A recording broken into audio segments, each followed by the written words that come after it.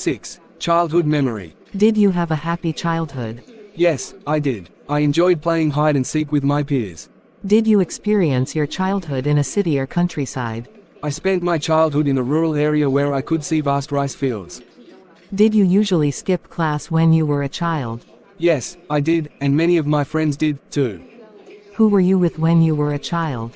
I was with my beloved family. What did you want to be when you were a child?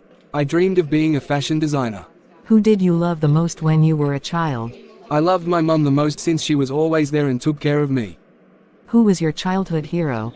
Robin Hood. He took money from the rich and gave it to the poor. What reminds you of your childhood? Green rice fields which I happen to see everywhere remind me of my beautiful childhood. Did you change a lot when you grew up? Yes, of course. I'm more mature now both physically and mentally. Why is childhood important? Because it shapes people into who they will become. Thank you for watching my video. Please subscribe, like and share to channel Dan Sreyoun in order to get more videos. Thank you.